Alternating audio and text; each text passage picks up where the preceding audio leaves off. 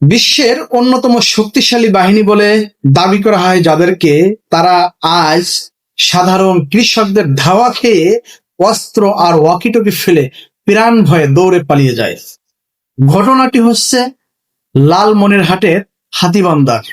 সীমান্তে কোনো কারণ ছাড়াই বাংলাদেশের ভিতরে প্রবেশ করে কৃষকদের উপর চড়াও হয়েছিল 3 জন সশস্ত্র বিএসএফ সদস্য।